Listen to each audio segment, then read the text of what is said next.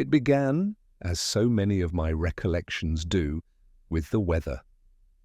Rain, unyielding and indiscriminate, had been falling since late afternoon, polishing the cobbles of Radcliffe Square into mirrors that caught and fractured the yellow lamps. I remember standing under the arch of the Bodleian, watching the water trace reluctant rivulets down the ancient stone, and thinking with no small bitterness that Oxford seemed always to be at its truest when it was soaked. The city wore rain like a shroud, or perhaps a confessional veil, each drop muffling the restless chatter of undergraduates, each pooling shadow deepening the sense that secrets walked freely among us. I lingered there longer than I should have, knowing full well that Lewis would expect me to arrive at the police station, not wander about like a half-drowned scholar. But there was something soothing in the solitude. The tourists had fled hours earlier, the Don's footsteps echoed faintly and then ceased, and I was left with the soft percussion of water on slate and the bitter taste of whiskey that had accompanied my late supper. Radcliffe Square, always a stage, always in costume, became, in those hours, my chapel. It was not the rain alone that drew me there. A letter lay folded in the inside pocket of my coat, one that I had opened, read twice, and set aside with the reluctance of a man who recognized its significance but had no desire to acknowledge it. A simple letter, anonymous, though the hand was a careful, almost feminine italic. It had spoken of a death, not murder declared outright, but death framed as mystery. Words chosen with deliberate vagueness, a man lies silent where his voice once filled a hall. Look to the papers, the archives, the whispers of students who remember too much. It bore neither date nor signature, only a faint scent of pressed lavender that made me feel unreasonably sad. Lewis had shrugged when I showed it to him, suggesting it was one more of those crank correspondences we were fated to endure in this city of eccentrics. But there had been a detail that clung, as burrs cling to wool. The letter had mentioned Radcliffe Square, not in passing, but as a locus, a place where something had once begun and perhaps failed to end. So there I stood, waiting for the square to reveal some ghost of what had been hinted at. Memory, like rain, is persistent. As I stared across at All Souls, its gates locked, its spires blurred, I remembered an incident many years earlier of a choral scholar who had vanished after evensong. His name escapes me now, but not the rumour that he had carried with him an annotated score of Tallis, one page missing. The college, of course, hushed it. The boy was said to have returned to his family in Surrey, never to be mentioned again. Yet I wondered if the lavender-scented letter was beckoning me toward that story, long buried beneath polite neglect. A figure crossed the square at that moment, an umbrella tilted against the wind. I observed the gait, hesitant, deliberate, as though the walker feared being seen. The deduction was not difficult. An academic, late 40s perhaps, weighed down by an overfull satchel. Rain tends to strip people of pretense. One's umbrella angle, the placement of shoes in puddles, and the frequency with which the head turns to check for shadows are all small clues. I noted them, stored them, and said nothing.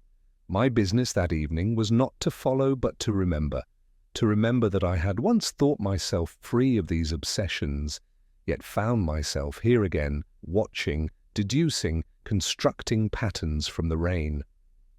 Lewis had teased me earlier in the week for doing precisely this with the crossword "in the Times."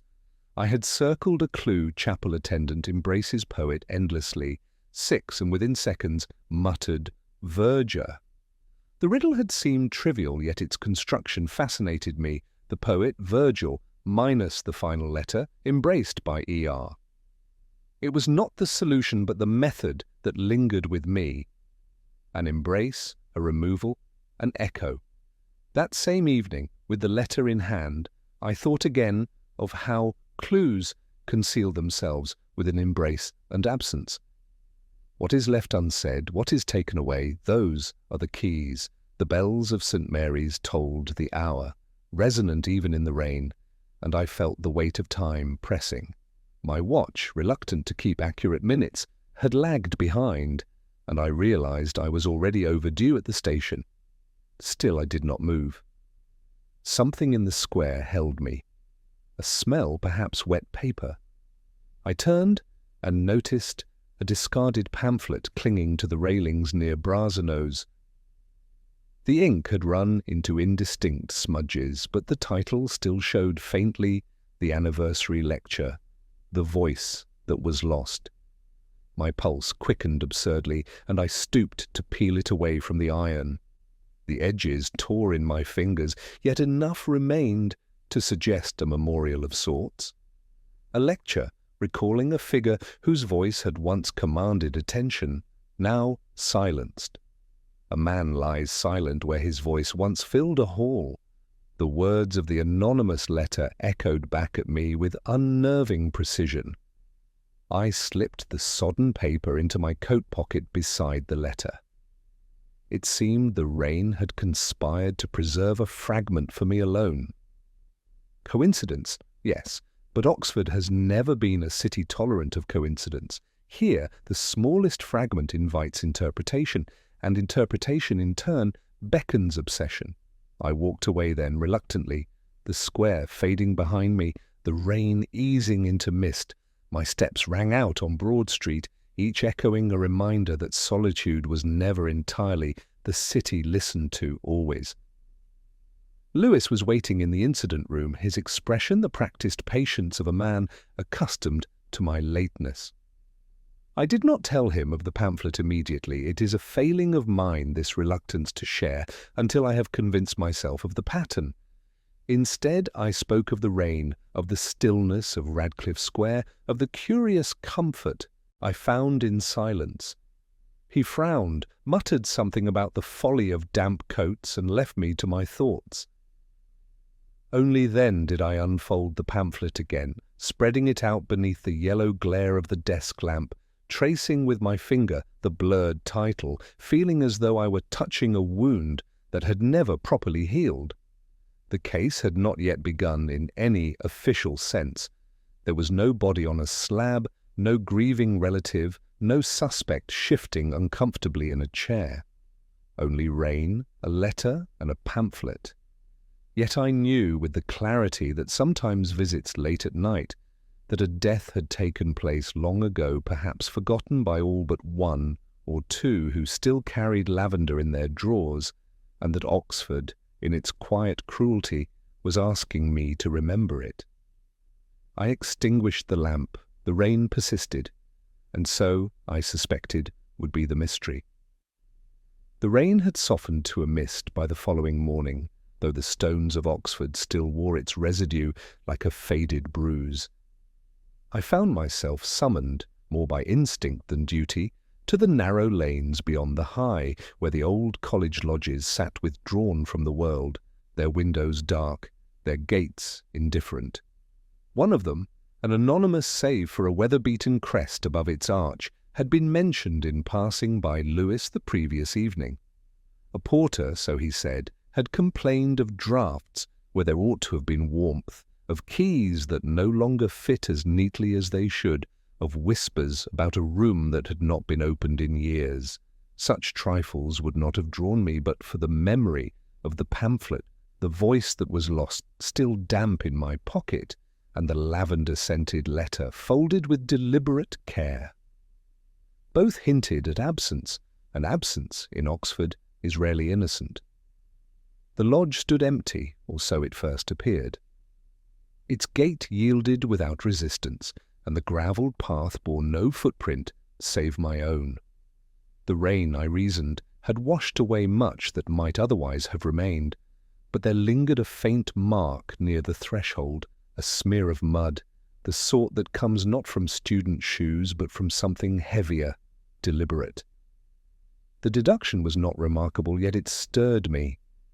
If the lodge was abandoned, who had walked its path so recently? I stepped into the small court, and the sound of my shoes seemed too loud against the flagstones. The buildings encircled me, their windows like closed eyes, their ivy clinging with a tenacity that verged on despair. A college, yes, though one that time had been punished into disuse. I touched the heavy oak door, felt the give of wood swollen with rain, and pressed forward. Inside, the air was heavy with the scent of paper gone soft, the faint musk of disuse, and oddly enough, a trace of smoke that did not belong. Lewis had not accompanied me. He had muttered something about errands, though I suspected he thought my wanderings illogical and unnecessary. Perhaps he was right. Yet I have always believed that intuition, though dressed in vagueness, often precedes logic by several steps. The lodge confirmed as much. It was not deserted, not entirely. Somewhere a floorboard creaked the timbre of wood, remembering footsteps, even if none had just been taken. Echo or imagination. In such places one can never be certain. The lodge hall was small, with portraits of forgotten benefactors whose names had not survived their gilded frames. I passed beneath their stairs, reading the dust rather than their faces. One plaque had loosened, its screw rusted, and behind it I saw the faint outline of an older inscription, almost erased. I traced it with my fingertip, Cantus Oblitus, a forgotten song. The phrase jarred me. Coincidence again, or deliberate echo of the lecture, the voice that was lost? I could not tell. Oxford has a way of repeating itself, as if the city is an endless palimpsest, where no story is ever entirely erased. I opened a door at random and found myself in the lodge's small library. The shelves leaned with age, but the books, though untouched, retained a certain order. There was no dust upon the central table, no settled film upon the chairs. Someone had been here, and recently. I sat almost reverently and placed the pamphlet beside me. Its ink had blurred further, but the words were still legible enough to read. I thought of the anonymous letter and its line about the man who lay silent. Could this lodge, forgotten by most, have been his place of last retreat? A sound interrupted my thoughts, the faint thud of a door closing deeper within the building. My instinct, sharpened by years of such work, told me not to move at once. Instead, I remained still, listening. There was silence, then the faint scrape of something metallic against stone. A key, perhaps, or the adjustment of a chair. The sense of presence was undeniable, yet invisible. I rose at last, moved softly across the boards and followed the sound. The corridor narrowed, the air colder, the plaster walls faintly cracked. A door stood ajar, its iron handle gleaming faintly in the dim light. I pushed it gently. The room within was spared, a porter's chamber, perhaps, or a scholar's cell long disused. On the desk lay a pile of papers, brittle at the edges but not so aged as to have been abandoned for decades. I reached for the uppermost sheet. It was a lecture draft, ink faded but legible. On the resonance of the human voice as memory. The title echoed the pamphlet too closely for chance. The handwriting was the same neat italic as the anonymous letter. My pulse tightened. Yet it was not the words that struck me first, but the absence of them. Whole passages had been excised, lines scored out, paragraphs left half-finished, as though the author had attempted to erase not merely thoughts, but himself. One phrase remained unstruck. Silence speaks more than utterance when a man is no longer heard. It had the cadence of despair. I placed the paper back, careful to disturb nothing further. A deduction pressed against me, unwelcome.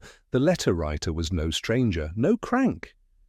He or she had been connected intimately with this vanished scholar, perhaps the scholar himself. But how could a man, presumed dead or disappeared, still write letters scented with lavender.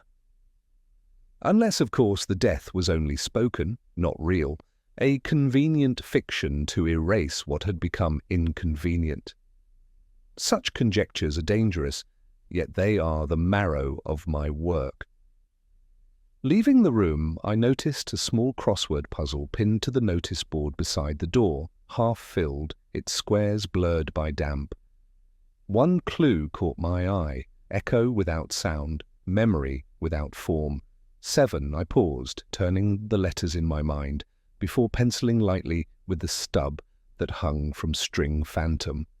The word sat neatly, almost too neatly. Phantom, indeed. A life, a voice, an entire presence turned ghost. It felt less like a clue and more like a taunt. I left the lodge shortly after, though not before marking the locked upper floor in my mind. There were rooms there still closed, their windows shuttered, their secrets unspilled. I would return, though not alone. Lewis would have to be persuaded, however reluctantly. For now I carried only the echo of voices, the scent of lavender, and the conviction that absence in Oxford is never void, but always occupied by something unseen. The square outside was brightening, the mist lifting to reveal the hard outlines of towers and the persistent stain of rain upon stone. Students passed, laughing, books held close against their coats, oblivious to the silence of the lodge behind them. I watched them for a while, struck by the gulf between their youth and the weight I carried. It has always been thus their lives begin, mine continues, the city repeats its whispers. I thought again of the draft lecture, of the words struck out so deliberately. To erase one's own speech is not merely self-denial, but self-burial. The author, whoever he had been, was not content to be forgotten by accident. He had arranged his own forgetting, and yet, paradoxically, he had left traces, as all men do, in papers, in pamphlets, in the crossword that mocked me with its phantom. Oxford preserves nothing perfectly, but it never allows total disappearance. The city conspires against oblivion. When I turned from the lodge, I felt the eyes of the portrait still upon me, though they hung behind locked doors. My deduction, slight and unprovable though it was, had taken shape. Someone wished me to know that a voice, long thought extinguished, had spoken again. Whether it was in defiance, in guilt, or in mere memory, I could not yet tell. Only that the lodge, empty in appearance, was occupied by silence, too deliberate to be natural. And silence, I have learned, is always the loudest sound. The cloisters of St. Edmund's were always colder than they ought to have been, the stone leaching warmth from the air, until every breath misted like confession.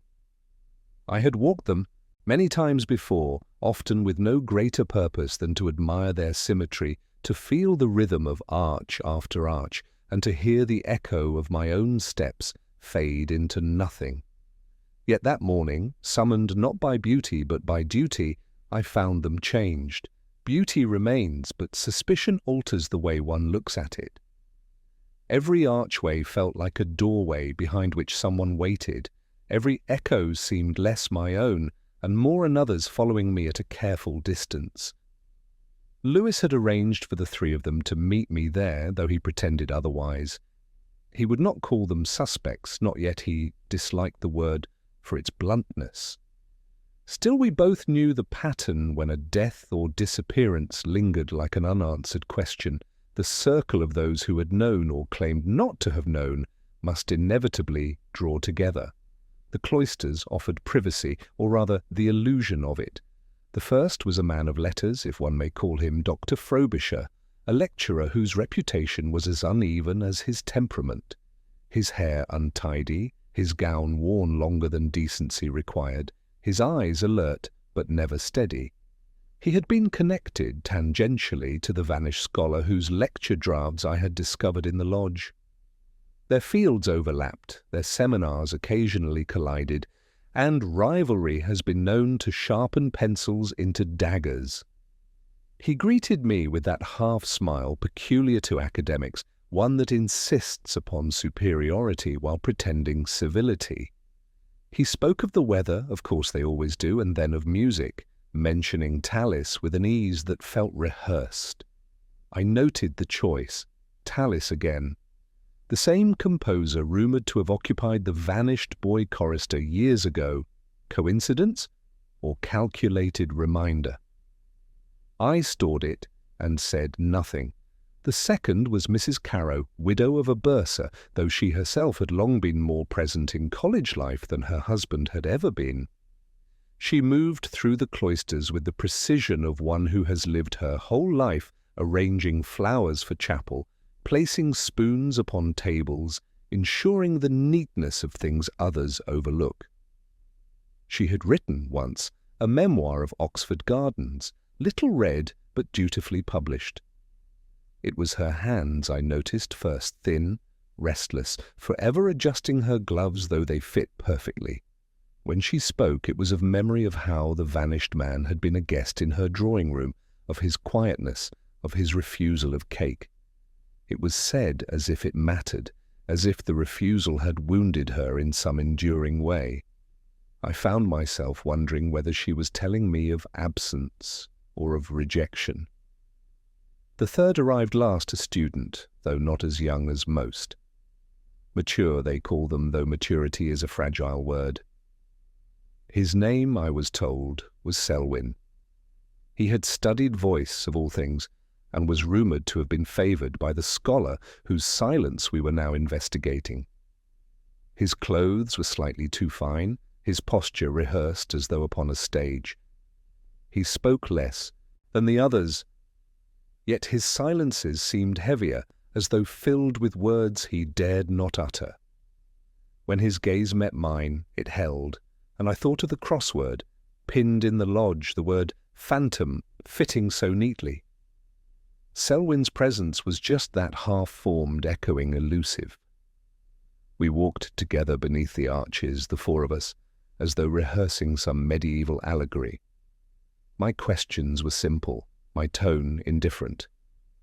It is always better. Frobisher grew defensive too quickly, insisting upon his ignorance of the vanished lecture drafts.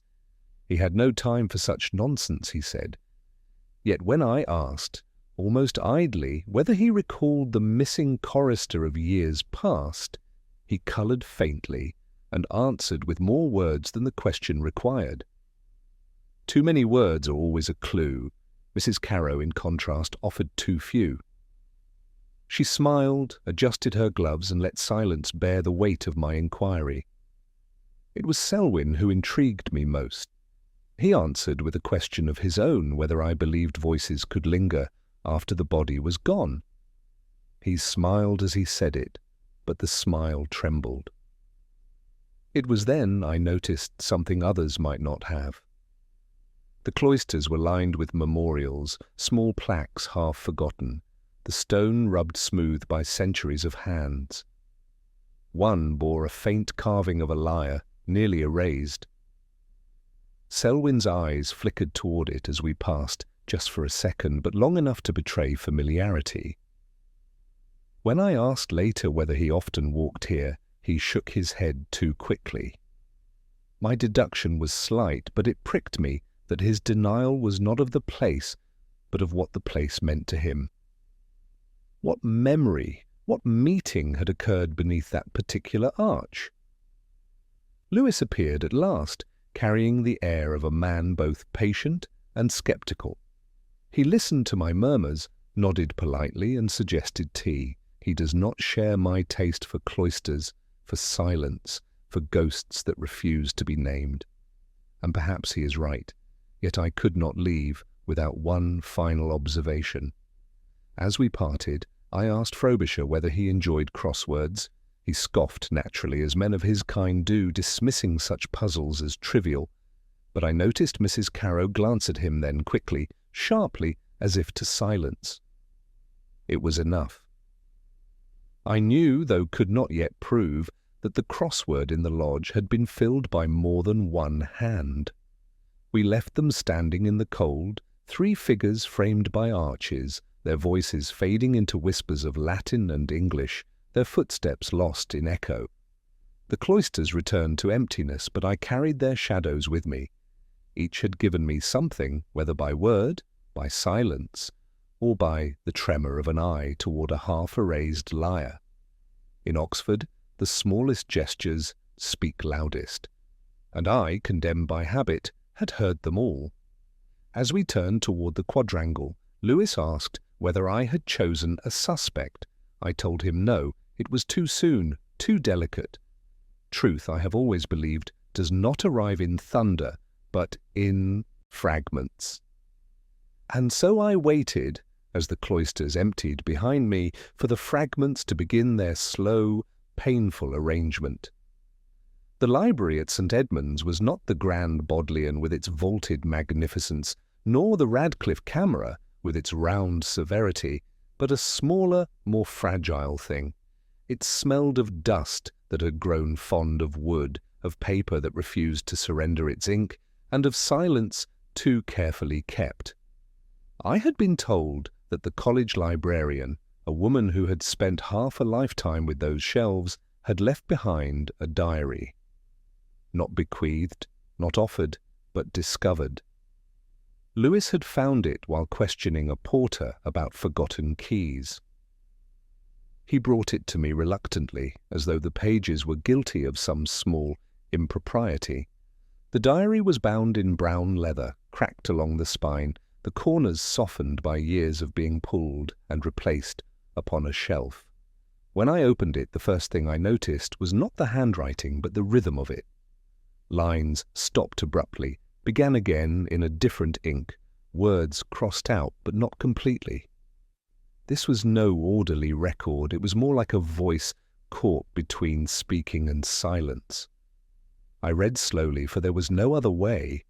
She had written of days and hours, of complaints about cataloguing, of students who had borrowed volumes and returned them stained with tea. All trivialities. Yet hidden among them, like seeds in dry soil, were remarks that tugged at me. A lecture that should have been given but was cancelled, a scholar whose name she never wrote in full, only with initials, as if protecting him or herself from exposure. And once written in haste, without date, the phrase, "He sings when no one listens." It puzzled me, not poetry, not quotation, but observation. Whom did she mean, and why the secrecy? Lewis watched me as I read, his patience tested by my slowness. He asked whether I thought it meant anything. I told him everything means something, but often too much. He sighed and muttered about tea again. He has a sturdier soul than mine. I envied him for it.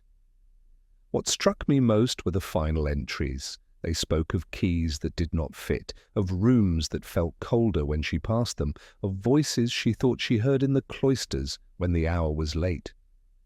She wrote of a young man, unnamed, who came to borrow hymnals, though he had no reason to. She described his voice as haunting, not for its beauty, but for its fragility.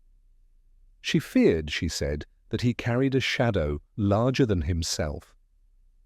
Then abruptly, the diary ended. No conclusion, no farewell, just silence.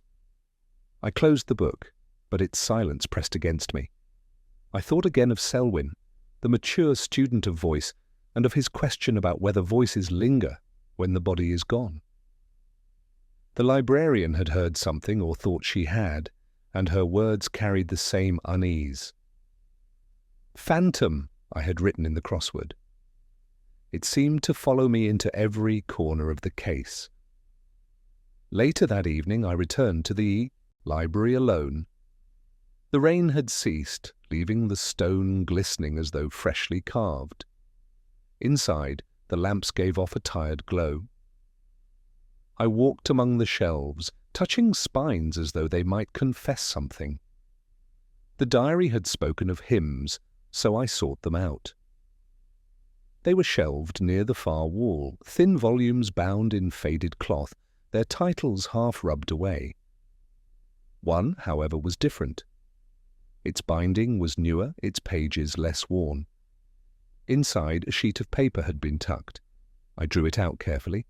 It was a scrap of music, not a full score, but a fragment of a line of notation, notes trailing into absence. The hand was the same as the lecture draft, neat and italic. Beneath the notes, a single word, remember. I stared at it, the ink faint but deliberate. Who was meant to remember, the librarian, myself? Or was it written for no one, left only as a whisper for whoever might stumble upon it? I folded it back, placed it where it had been, and let the book slide into its place again. Some things are better left waiting. As I prepared to leave, a thought struck me, subtle but persistent. The librarian had complained of keys that did not fit, yet the locks in the lodge had shown no such resistance. Someone had altered them, not incompetence, but design. Whoever still moved through those rooms wished them closed to her, but open to himself.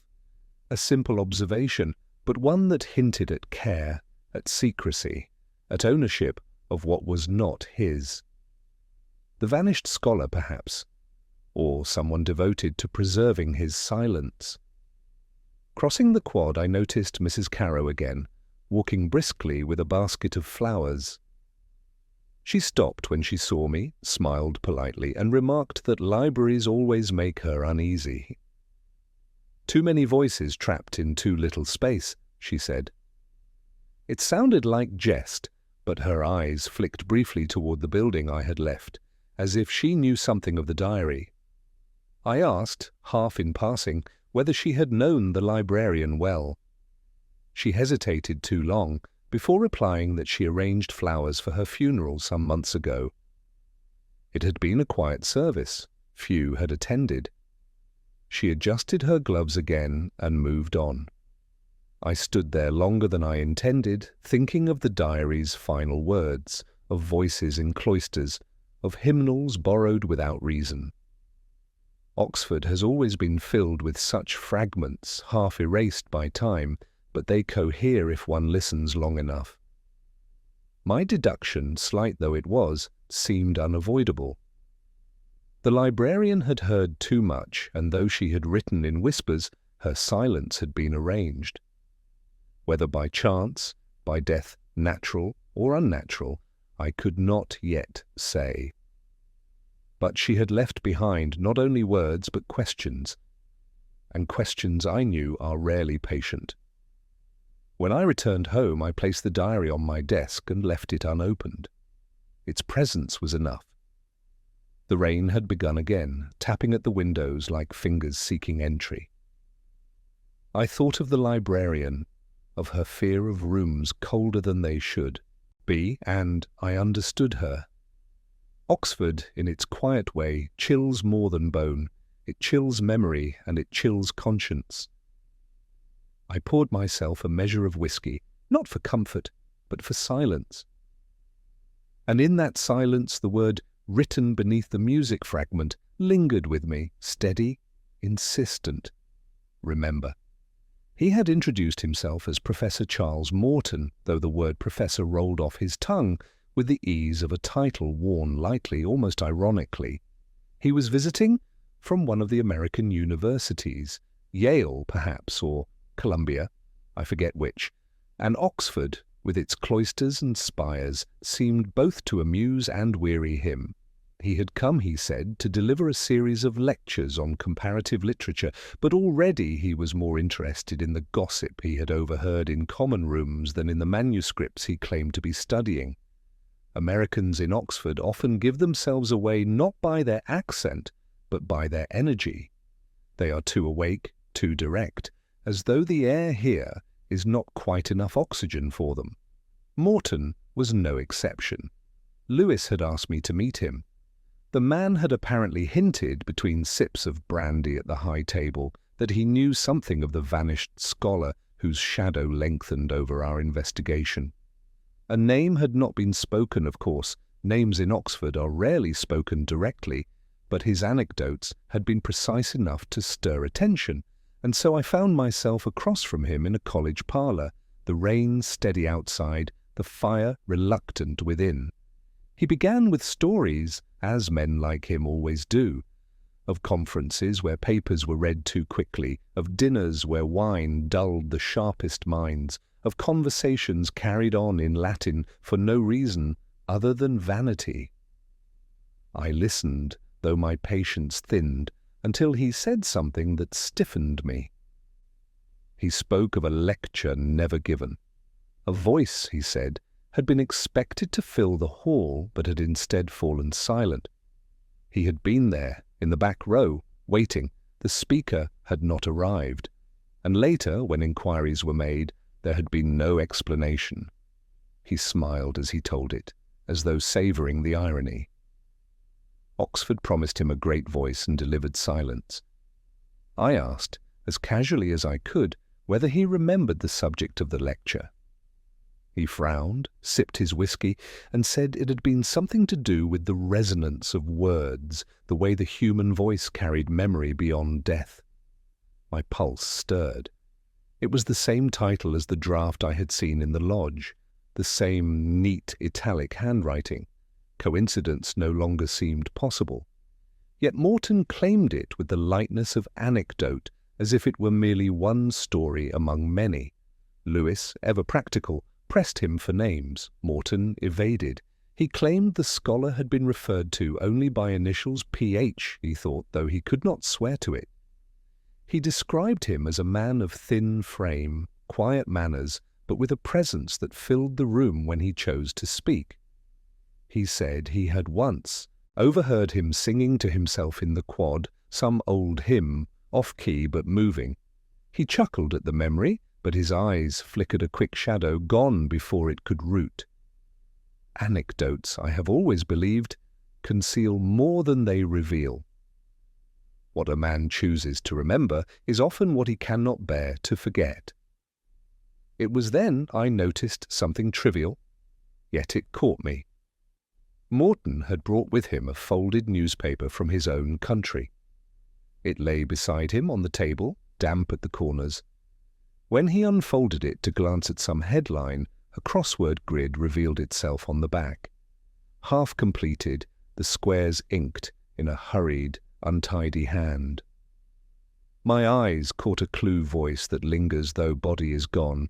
7. The answer, written in bold strokes, was phantom, the same word I had penciled days earlier in the lodge. I said nothing, but the coincidence pressed hard. 2 puzzles, 2 solvers, 1 answer. What are the odds? Yet in Oxford, odds are never odds, they are intentions, disguised. Morton continued his tales, but I heard less of them than of the silence between his words. He spoke of dinners where he had sat beside Mrs. Carrow and found her conversation charming. He spoke of Selwyn, the mature student, praising his talent while implying it was wasted here. He spoke of Frobisher with disdain, calling him petty, provincial. Anecdotes, yes, but laced with judgment. Each remark, though light, left a residue. He was not as detached as he pretended. He knew them all too well. I asked him at last whether he had corresponded with the vanished scholar. He hesitated, the first true pause in his performance.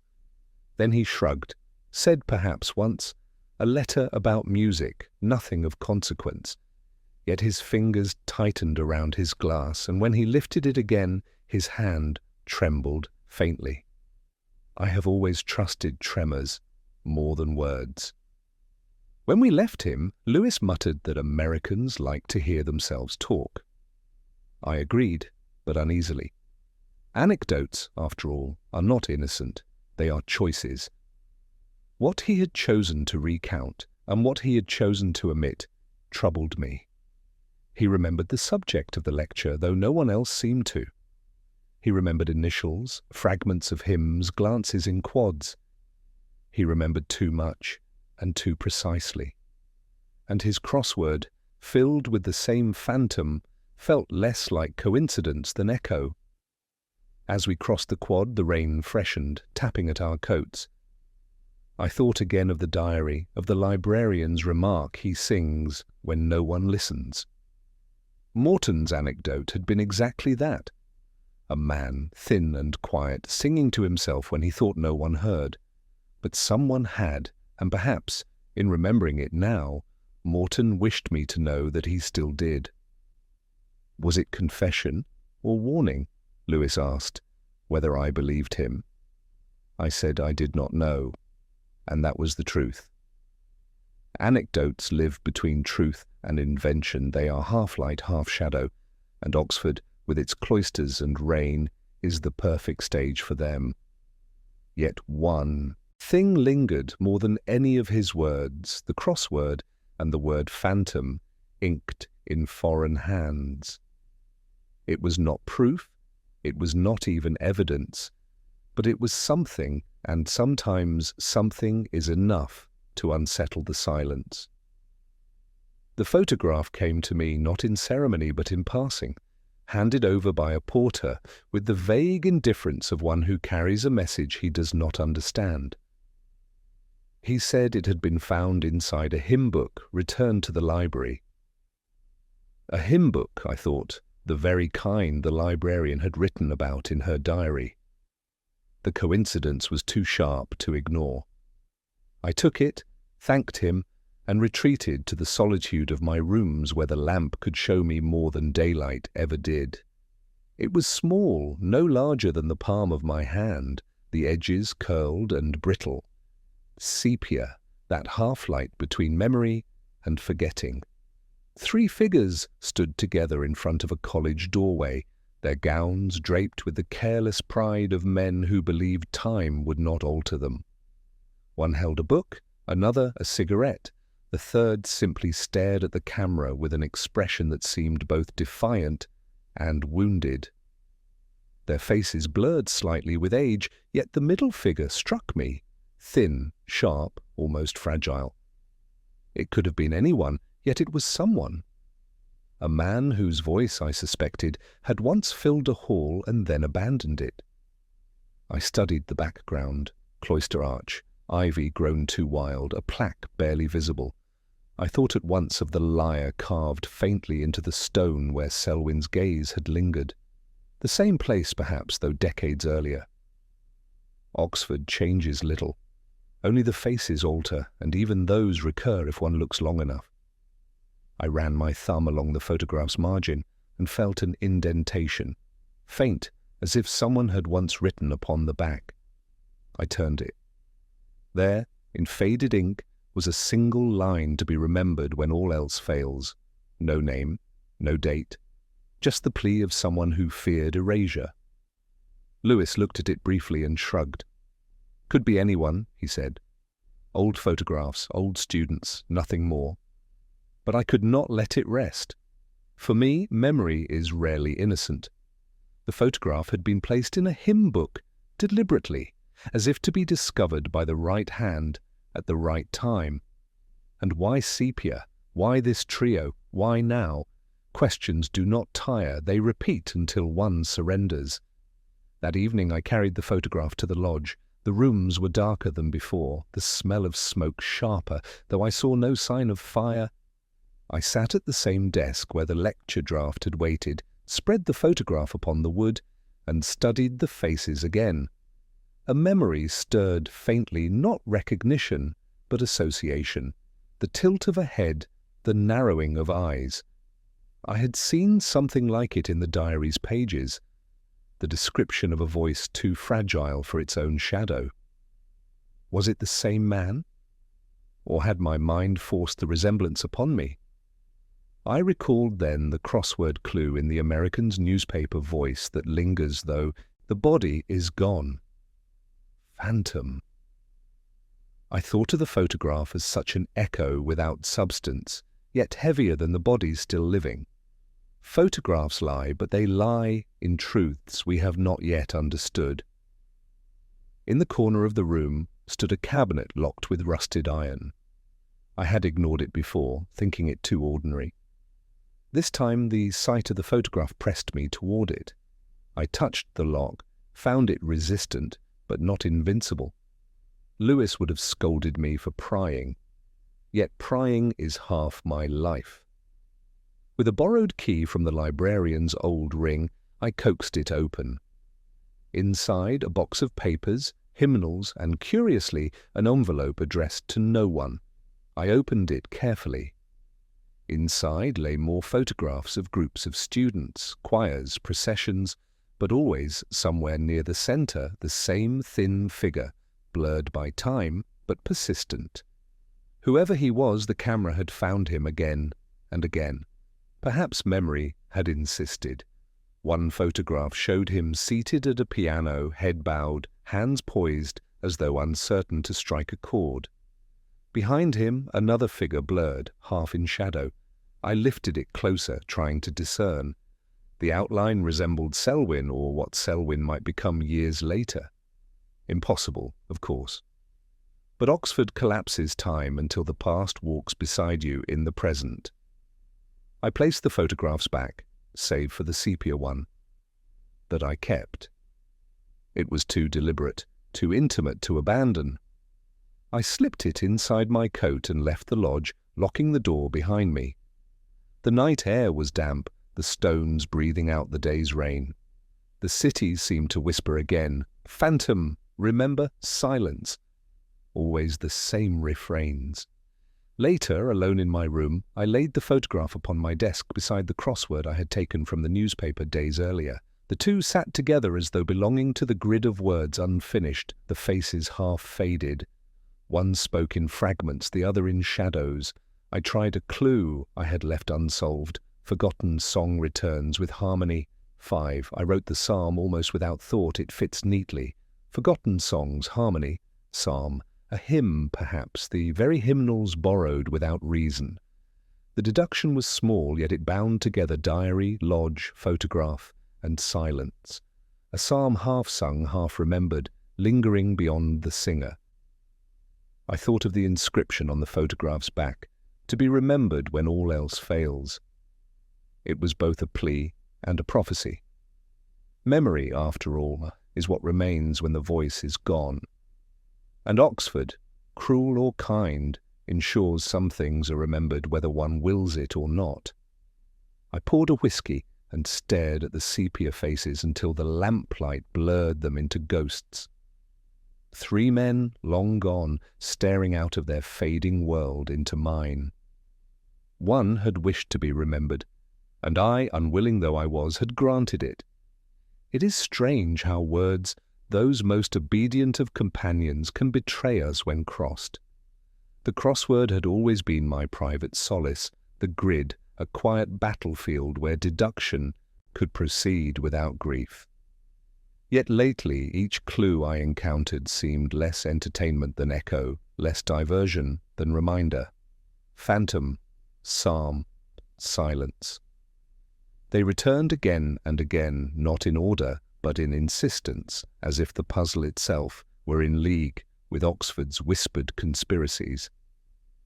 That morning, I sat at my desk with a half-filled grid before me. The Times folded neatly, though my pen wavered. Lewis had gone to interview the porter again about keys, leaving me in solitude. I should have felt relieved.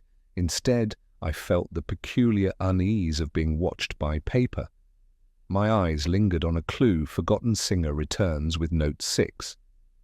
I stared at it, tapped my pen, and then saw it. Tenor reversed. Add N. Orton. The answer did not soothe me. It reminded me too much of the sepia photograph, the blurred figure who seemed both fragile and defiant. A tenor, perhaps, forgotten. Orton, not a name I recognized, but close enough to a memory I did not wish to summon. The door creaked open without ceremony. Mrs. Carrow stood there, her gloves precise, her expression arranged as carefully as flowers in a vase. She had come, she said, to deliver something. A slip of paper, folded twice, its edges soft with handling. She claimed she had found it in her late husband's papers. She thought it might be of interest. I took it with my usual reluctance and unfolded it. Inside was not a letter, not a diary page, but a crossword grid torn from a much older newspaper. Half completed, the ink faded to brown. Yet one clue stood out: the still, legible song without end recalls memory 5. The answer, written carefully in the same italic hand as the lecture drafts, was psalm. Again. The word would not release me.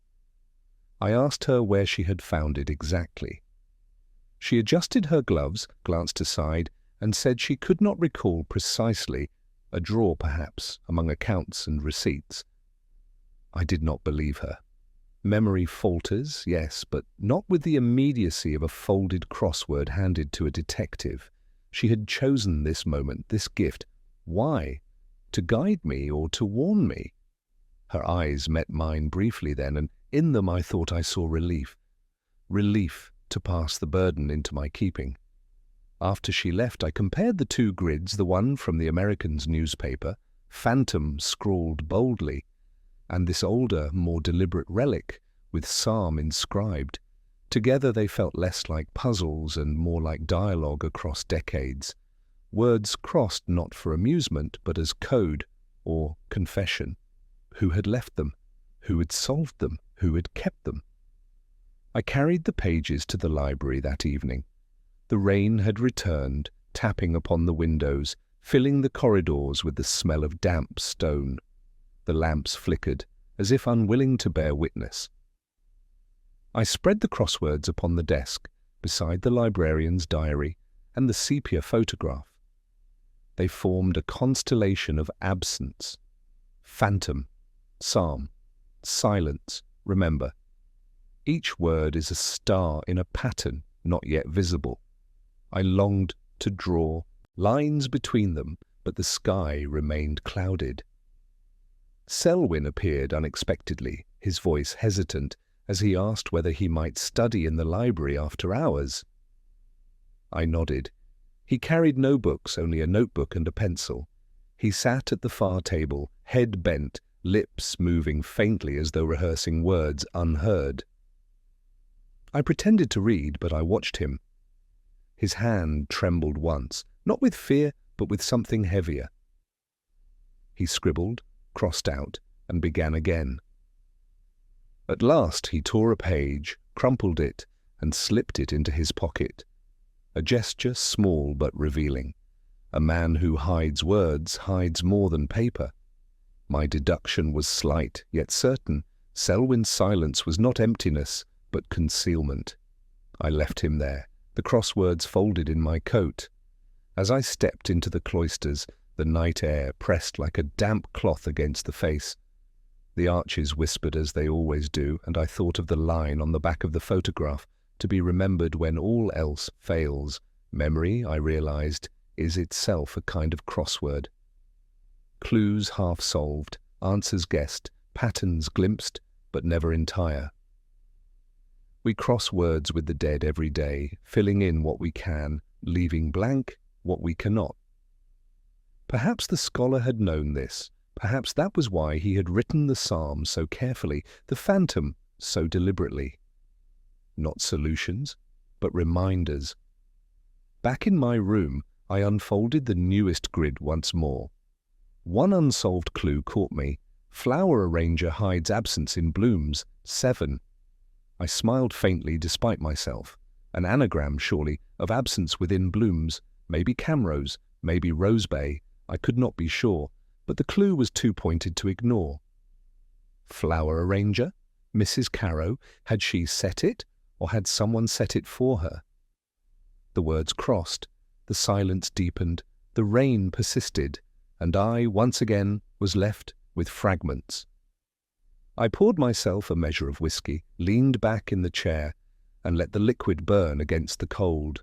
The crosswords lay before me, grids half-filled, words whispering from ink, long dried. Phantom, psalm, silence. Remember, the dead speak through puzzles, through fragments, through absences. And Oxford, indifferent as ever, continued to reign. Confession is rarely offered freely. It arrives piecemeal, hidden among digressions, disguised as anecdote, carried reluctantly on a voice that wishes itself elsewhere. That evening I listened to one such confession, though the word itself was never spoken. It came to me in a small room above the cloisters, a tutor's chamber, lined with books that had long ago ceased to be read, their spines cracked from age, but not from use. The air was stale, the fire reluctant, and the rain beyond the window unceasing. Oxford has a way of conspiring with silence, of urging men to say only half of what they mean. And I, condemned as always, was left to interpret the other half. Dr. Frobisher had sent it to me, though he would never admit it so plainly. His message, delivered through Lewis, was phrased as an invitation to discuss academic matters of common interest. Lewis had raised an eyebrow and suggested I decline, but curiosity is stronger than prudence, so I went, though with the caution of a man who knows that invitations in Oxford are rarely innocent. He greeted me with exaggerated warmth, a decanter already open, the smell of sherry filling the dim chamber. He spoke at first of trivialities, the lack of discipline among students, the decline of Latin verse, and the mediocrity of American lecturers. His hands moved restlessly, never still, arranging books, adjusting papers, polishing glasses already polished. I watched, listened, and said little. It is often in silence that men betray themselves. At last, unprompted, he mentioned the vanished scholar. He referred to him only by initials P.H., though I had never supplied them. His voice dropped as he said the man had been brilliant. Too brilliant, perhaps, and that brilliance in Oxford is a dangerous thing. He looked at me then as though expecting agreement. I nodded faintly, but he mistook it for encouragement. Words began to tumble, sharper now, stripped of their earlier pretense. He spoke of rivalry, of lectures cancelled, of manuscripts disputed. He claimed the man had stolen from him, ideas whispered in common rooms, later appearing in drafts under another's name. He insisted that recognition had been diverted, that honours which should have been his were taken. His face reddened as he spoke, and for a moment I thought the confession would arrive bluntly, without disguise. But no. He pulled back, poured more sherry, and muttered by bygones. Yet his eyes betrayed him. They glistened not with forgiveness, but with wounds unhealed. I asked him softly whether he remembered the night of the cancelled lecture. His hand trembled slightly as he set down the decanter. He said yes, of course. The hall had been full, the audience expectant, and then nothing. A silence heavier than speech. He claimed he had left early, disgusted by the man's unreliability. Yet later he admitted he had lingered, waiting in the cloisters, hoping to confront him. Hoping, he said, to demand an explanation. But the man had not come. His voice faltered at this, and he looked away. It was then I noticed something upon his desk, a folded newspaper, older, its crossword half completed. The sight pricked me. I asked if he enjoyed puzzles. He scoffed as before, insisting such diversions were beneath him. Yet the pencil lay beside it, sharpened recently, the squares filled with a hand too familiar. One clue had been solved. Rival, without end steel's honour, 7. The answer, written neatly, was plagiarism. The coincidence was too sharp to ignore. My deduction, though slight, was unavoidable. Frobisher had been the one to complete it, despite his denials. His confession lay not in words, but in the grid. Rival, honour, stealing. His bitterness encoded, not spoken. I pressed no further. Confession once given cannot be forced again. He rambled then of mortality, of the futility of lectures no one remembers, of students who vanish without leaving more than a line in an attendance book. He spoke of the scholar's voice, how it had unsettled him, how it carried more conviction than his own. He said the word phantom once without context and stopped himself sharply, as though realizing too late. The room thickened with silence. When I left him, the rain had eased into drizzle. Lewis waited in the quad, his patience worn thin. He asked whether Frobisher had confessed. I told him no, at least not in the way he meant. Lewis frowned, muttered that men like Frobisher talk too much and say too little. He was right, but I had heard enough. The bitterness, the rivalry, the crossword clue, half hidden. They formed a confession more eloquent than words. Yet it was not guilt of crime, not yet. It was guilt of envy, of resentment, of silence carried too long. In Oxford, such silence corrodes until it becomes indistinguishable from sin. Back in my room, I unfolded the photograph again. 3 men, blurred by sepia, standing before the cloister door. One might have been PH, the other, perhaps, Frobisher himself in youth. I compared the tilt of the head, the line of the jaw. It was possible. If so, the rivalry stretched back decades, longer than anyone had admitted. Confession, I realized, is rarely of the present. It is always of the past. I returned to the crossword on my desk. A new clue awaited. Tutor confesses truth in rival's absence. I smiled faintly at the irony. The answer I wrote, almost unwillingly, was admission. Yet even as I wrote it, I knew it was not complete. The admission I had heard was not the truth entirely, but truth disguised, half-spoken, half-buried. Still, the word filled the squares neatly, as all confessions do when forced into grids. I poured myself whiskey and stared out at the rain-slick stone. The night air carried the faint smell of smoke, though no fire burned. Frobisher's voice lingered in my mind. Brilliance is a dangerous thing. Perhaps it is. But silence, I thought, is more dangerous still. For silence, once confessed, can never be unsaid. It was Lewis who brought me the register, though without knowing the weight it would bear. He had found it among the forgotten piles in the bursary office, a ledger of attendance stretching back decades, the ink fading but still legible. He set it upon my desk with the half-smile of a man who thinks he has done his duty and no more. "Thought you might like this," he said, though I could tell he believed it was no more than paperwork. But Oxford hides its truths best in the things that appear least important. The register was bound in cracked leather, its clasp reluctant to yield. When I opened it, the smell was of dust and candle smoke, as though the pages had remembered every hand that turned them. Names, dates, lectures attended, marks of presence and absence, all laid out in neat columns. The hand that kept them was steady, precise, the script of someone for whom order was a kind of faith. I read slowly, line by line, though most of it meant nothing. Students forgotten, classes long dissolved, names that now lived only in stone. And then I saw it, a page near the centre, less faded than those around it. The hand is the same, the ink darker, as if pressed more firmly. Against one name, the initials PH, a note had been written, not in the careful script of the rest, but in a hurried, slanted hand.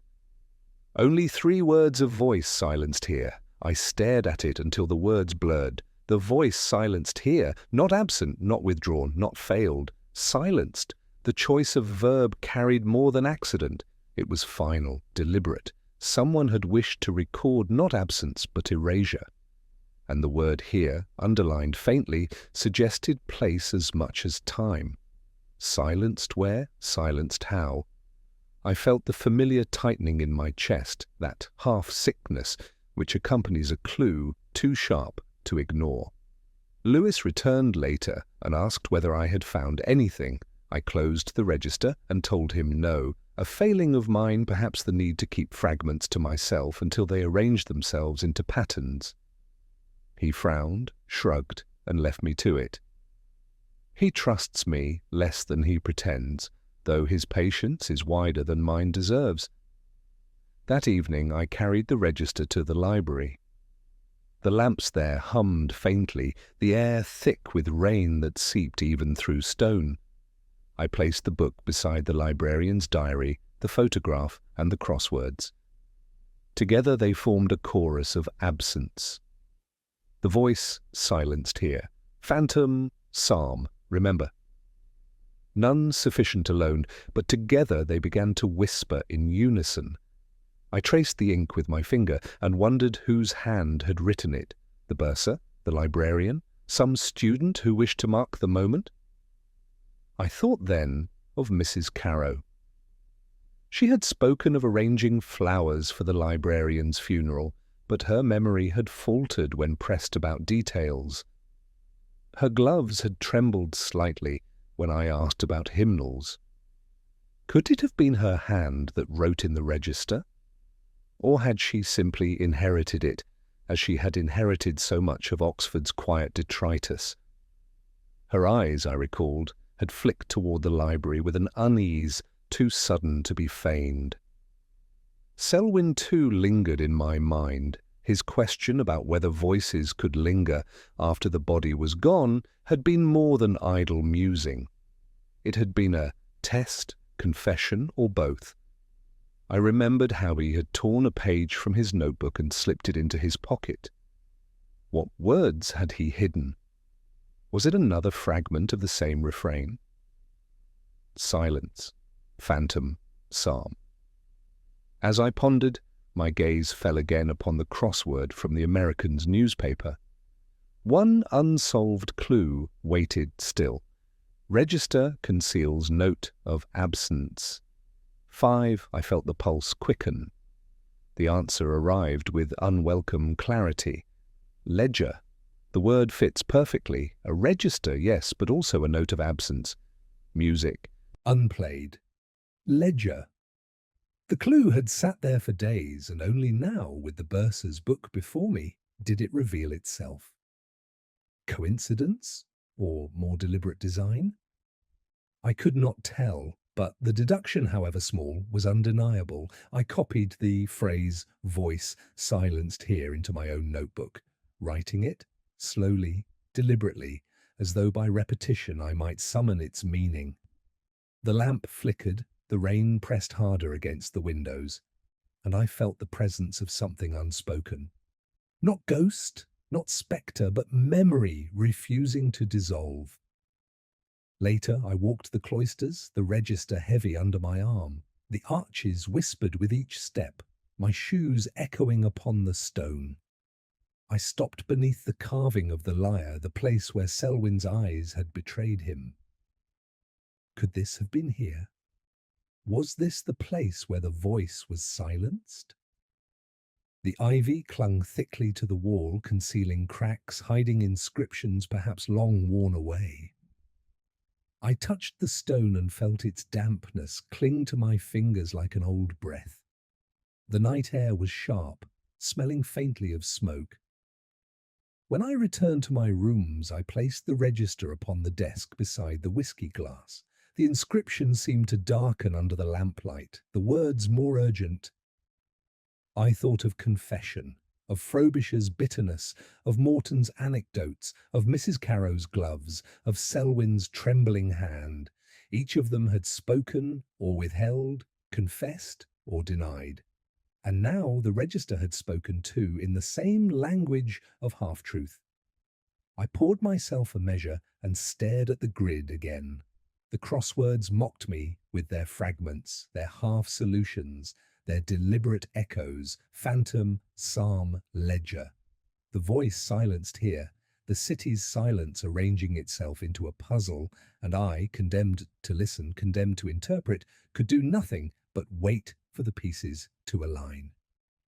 It was near midnight when I closed the register.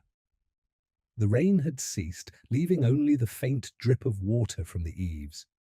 The streets were empty, the stone glistening under the pale lamps. Oxford slept, but its silence was never innocent. And I knew, with the clarity that comes only at such hours, that the voice had indeed been silenced not by absence, but by someone's hand.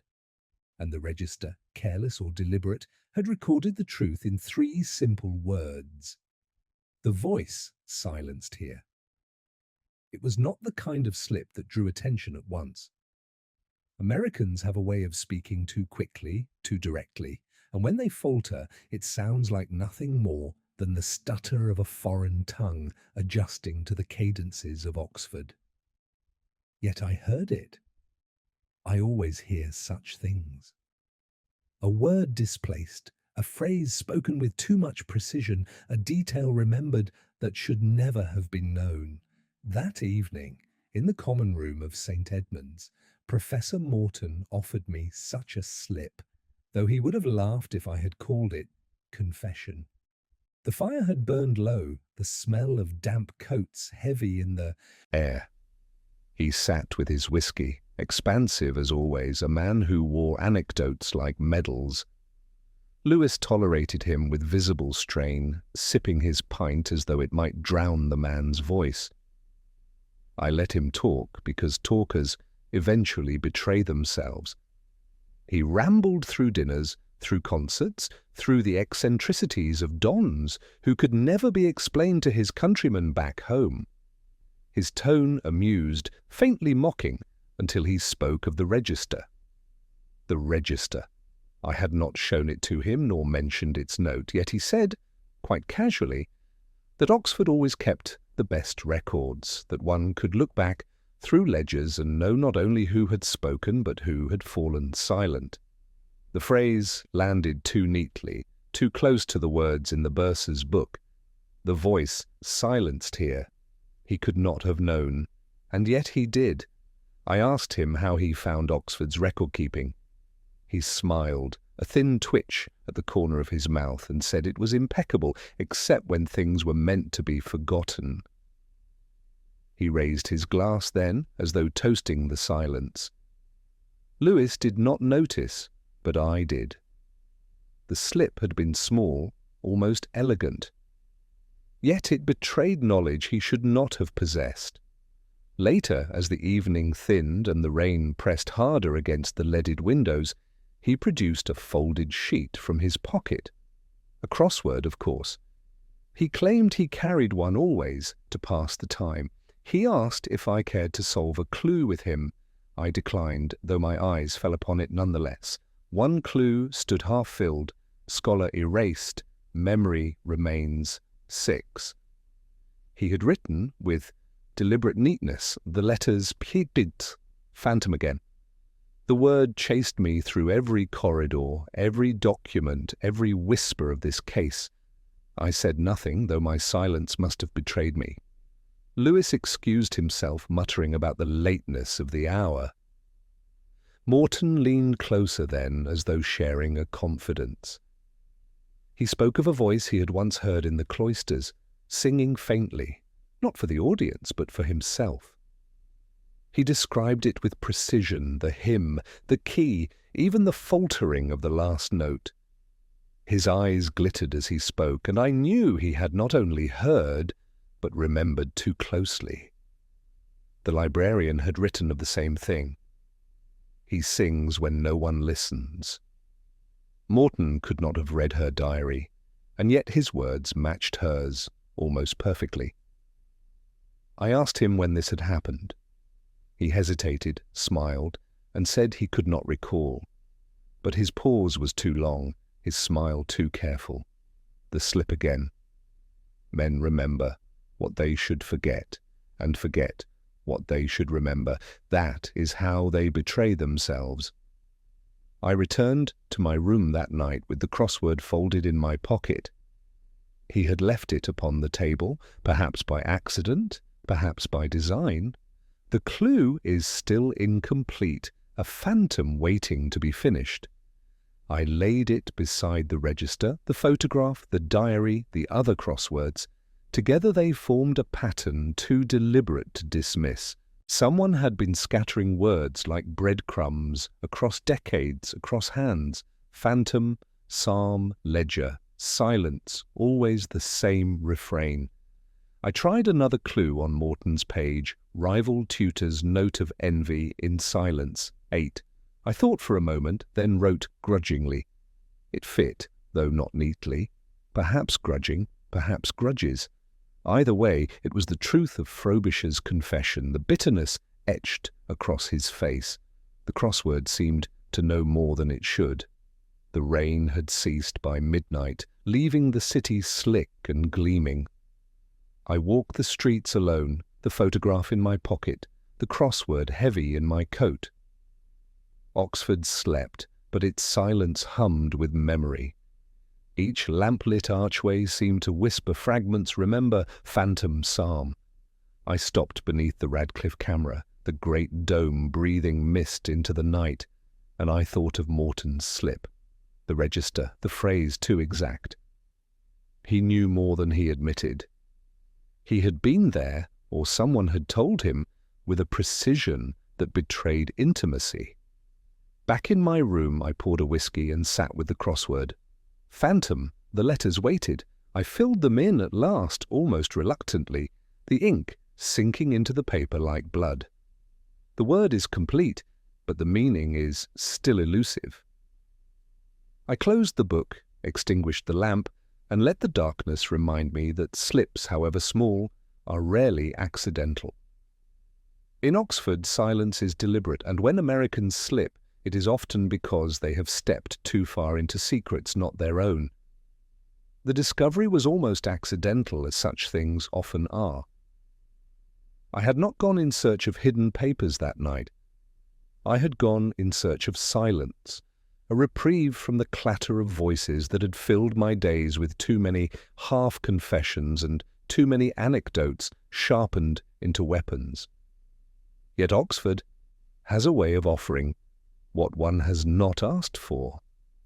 The library was deserted, its lamps extinguished save for the dim glow of one left burning, perhaps by oversight, perhaps by intention.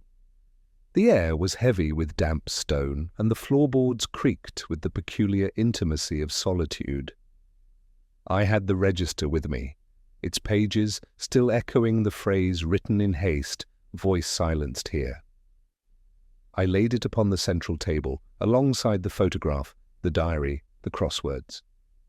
They had become companions now, these fragments, their whispers louder than any voice in the city. As I sat, my eye fell upon a shelf, slightly askew. The books there leaned awkwardly, their order disturbed, as though someone had touched them recently. I rose, placed my hand against the bindings, and felt the faintest draught of air. Behind the shelf, a recess. I tugged gently, and the books gave way more easily than they should have. The panel shifted with a reluctant sigh, revealing a narrow cavity. Inside lay a bundle of papers tied with string, the knot loose, as if intended to be undone.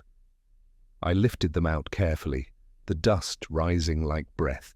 The weight of them was more than pages should bear.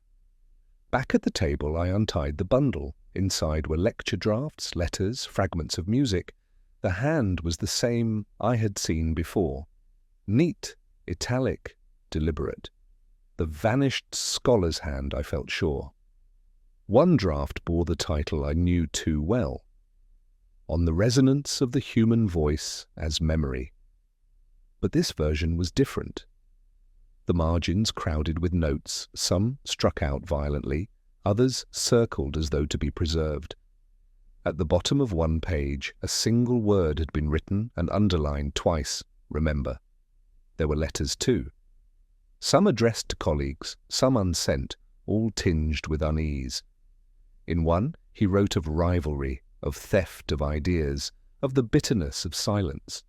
In another, he spoke of a student unnamed whose voice carried a fragility that unsettled him. He wrote of late nights in the cloisters, of songs heard when no one else was present. The words echoed the librarian's diary too closely to dismiss. It was as though their voices, separated by time, were speaking in chorus. And then there was the music. Sheets of notation, incomplete, phrases trailing into emptiness, a hymn, perhaps, or a psalm. Always the same refrain begins without endings, songs silenced before conclusion. I placed them beside the diary and the photograph, and the pattern deepened. Lewis arrived then, his expression weary, his coat damp with rain. He asked what I had found. I showed him the bundle, the drafts and the letters. He frowned, muttering that it proved little. Papers go missing all the time, he said. But I saw the unease in his eyes as he read the word, remember. He asked me if I thought the man had vanished by choice. I told him I did not know. It was the truth. Choice and silence often look alike. Later, when he had gone, I turned again to the crosswords. One clue had remained unsolved on the page left behind by Morton papers, hidden, memory preserved. 6. I stared at it, pen in hand, until the answer came. Archive, too neat, too deliberate. I wrote it into the grid, the letters fitting perfectly, and the words seemed to speak of more than mere storage. Archive, a place where voices are silenced but not destroyed, where memory waits for rediscovery. The bundle before me was precisely that. I thought again of Morton's slip, of Frobisher's bitterness, of Mrs. Carrow's careful evasions, of Selwyn's trembling silence. Each had known, in some measure, of these papers. Each had touched them, directly or indirectly. And each had left fragments scattered for me to find. Phantom, psalm, ledger, archive. The city's vocabulary assembles itself through puzzles and whispers. The rain returned near midnight, tapping against the windows with the insistence of a hand seeking entry. I gathered the papers back into their bundle, tied the string more tightly, and returned them to the recess behind the shelf. Some things must remain hidden, at least for a time. I left only one page upon my desk, the one with "Remember" underlined twice. I could not bring myself to conceal it again. Its plea was too direct, too human. I poured a whiskey and sat with the word until the lamp flickered low. Oxford slept beyond the walls, its silence pressing against me. I thought of the scholar, his voice lost but his words preserved, hidden among hymnals and ledgers and crosswords. I thought of the register's phrase, voice silenced here, and I wondered whether the voice had been silenced by others or by himself. The answer, I suspected, would never be clear. The lamp died at last, and in the darkness the word "remember" seemed still to glow. It ended as it began, with rain upon stone. Oxford streets were slick again, their reflections blurred under lamps that glowed as though they had grown weary of illumination. I walked slowly through Radcliffe Square, the same square where the first letter had called me weeks ago, the same stones where I had first paused to wonder why a voice once full of resonance had fallen silent. And though I carried with me fragments, the diary, the photograph, the crosswords, the register, the hidden bundle of papers, I knew that answers, if they had existed at all, would remain withheld. Rain does not explain itself. It falls, it passes, it remembers nothing. Lewis joined me, reluctant as always to walk without purpose. He muttered about the pointlessness of it all, about how we had gathered words and whispers, but no certainty. He was right, though not entirely. Oxford never yields certainty. It yields only echoes, and those echoes are often more revealing than any confession. I told him as much, though quietly, for he dislikes my metaphors. He shook his head and pulled his coat tighter against the rain.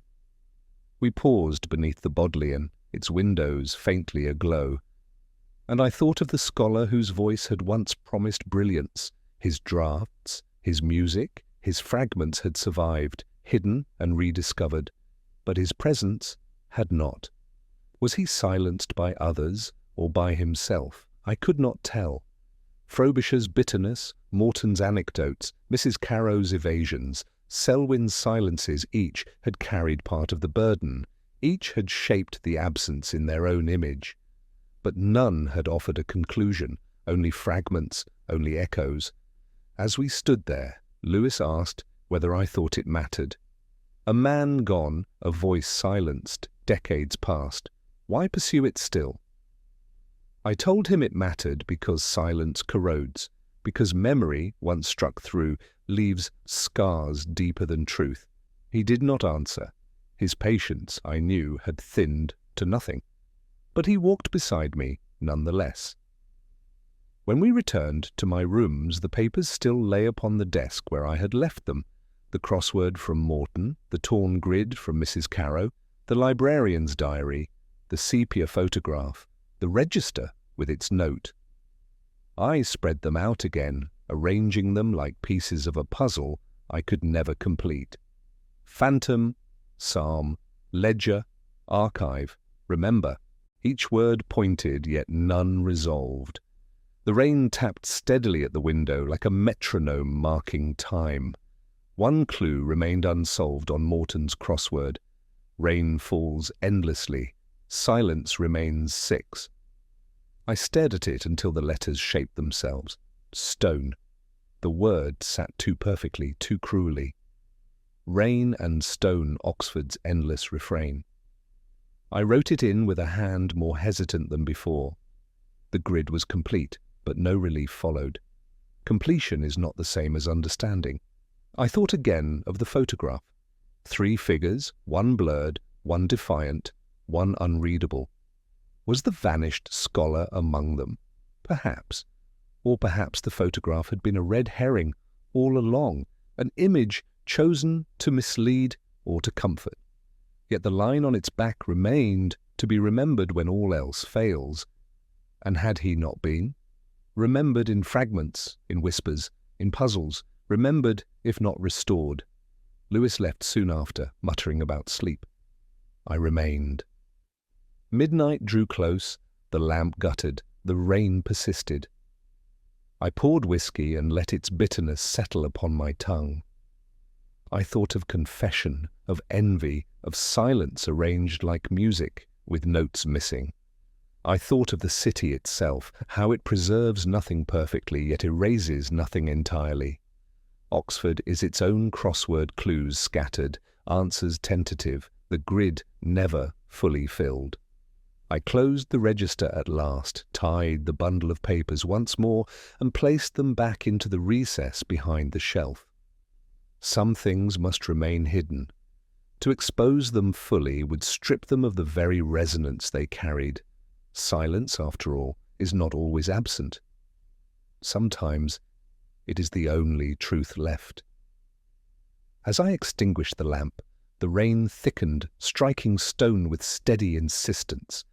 The sound filled the room, louder than speech, louder than memory, rain on stone once more. And in that sound I heard not answers, but something quieter, more enduring. A voice silenced, yet still present. An echo refusing to die,